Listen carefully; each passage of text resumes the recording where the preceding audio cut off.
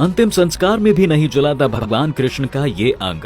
मित्रों, भगवान कृष्ण की बाल लीलाओं से तो आप सभी लोग भली भांति परिचित हैं, परंतु क्या आपको पता है कि अंतिम समय में जब उन्होंने अपनी मानवीय देह का त्याग कर दिया था तो अंतिम संस्कार के समय उनका एक अंग ऐसा था जो कभी नहीं चला।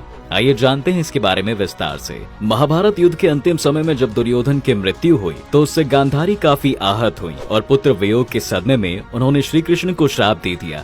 यह कहा जाता है कि महाभारत के समाप्त होने के 36 साल बाद जब भगवान श्री कृष्ण वन में एक वृक्ष के नीचे विश्राम कर रहे थे, तब जरा नाम का एक शिकारी भी हिरण का पीछा करते हुए उसी स्थान पर पहुंच गया।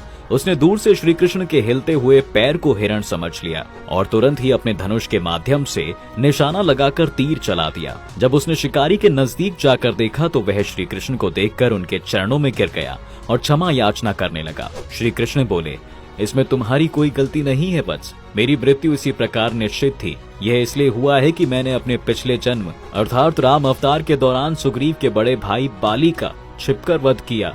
ऐसा कहते ही भगवान श्री कृष्ण ने अपना शरीर त्याग दिया। इसके पश्चात जब उनके परिवारजनों द्वारा उनका अंतिम संस्कार किया गया, अंतिम संस्कार में उनका पूरा शरीर जलकर राख हो गया, परंतु उनका हृदय अर्थात दिल नहीं चला।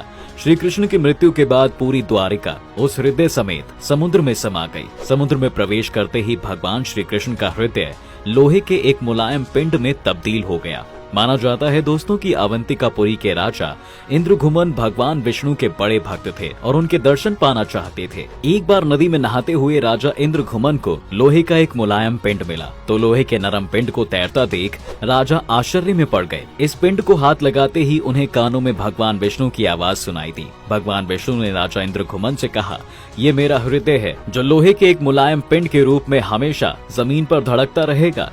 राजा तुरंत उस पिंड को भगवान जगन्नाथ मंदिर ले गए और सावधानी के साथ उसे मूर्ति के पास रखवा दिया गया।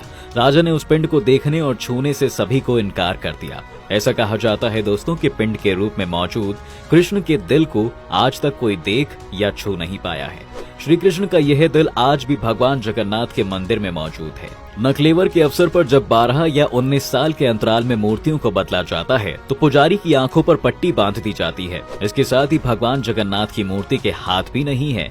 इसके संबंध में यह कहा जाता है कि राजा इंद्रघुमन ने जगन्नाथ, बलराम और सुभद्रा की मूर्तियां बनवाई और इन मूर्तियों को बनाने का कार्य स्वयं भगवान विश्वकर्मा ने किया, परंतु हुआ ऐसा कि उनकी रानी गुंडिचा ने मूर्तियां बनाते हुए मूर्तिकार विश्वकर्मा जी और मूर्तियों को देख लिया, जिसके चलते प्रतिमाएं अधूरी रह गईं। उसी समय आकाशवाणी हुई कि भगवान जगन्नाथ इसी रूप में स्थापित होना चाहते हैं, जिसके तुरंत बाद ही राजा ने उन अधूरी मूर्तियों की मंदिर में स्थापना करवा दी। मूर्तियों की स्थापना के बाद भगवान नारायण राजा के सपने में आए और उन्होंने कहा कि वह साल में एक बार अपनी जन्म भूमि मथुरा की यात्रा किया करेंगे। स्कंद पुराण के अनुसार राजा इंद्रघुमन ने आषाढ़ शुक्ल द्वितीय के दिन भगवान को उनकी जन्म भूमि मथुरा जाने के लिए व्यवस्था की।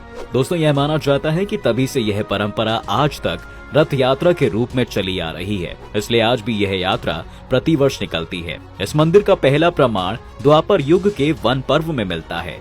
वर्तमान समय में जो मंदिर है वह 7वीं सदी में बनवाया गया था, परंतु इसकी स्थिति जर्जर होने के बाद 1174 ईस्वी में ओडिशा पर राज करने वाले अनंग भीमदेव ने इसका जीर्णोद्धार करवाया था। भगवान जगन्नाथ की आंखों के संबंध में भी एक कथा है कि आखिर उनकी आंखें इतनी बड़ी बड़ी क्यों हैं। दोस्तों, कहा जाता है कि एक बार द्वारिका में रुक्मणी और अन्य रानियों ने माता रोहिणी से प्रार्थना की कि वे श्री कृष्ण व गोपियों की बचपन वाली प्रेम लीलाएं सुनाएं इन सबको। शुरुआत में तो माता रोहिणी ने उनकी बातों को अनसुना कर दिया, परंतु रानियों के बार बार आग्रह करने पर मैया मान गईं और उन्होंने सुभद्रा जी को महल के बाहर पहरे पर खड़ा कर दिया ताकि कोई अनधिकारी जन विशुद्ध प्रेम के उन परम गोपनीय प्रसंगों को सुन न सके। जब यह कथा प्रसंग बहुत देर तक चला तो तब तक श्री कृष्ण और बलराम भी वहां आ पहुंचे, परंतु बहन सुभद्रा ने माता रोहिणी की आज्ञा का पालन करते हुए उन्हें महल के अंदर जाने से रोक दिया।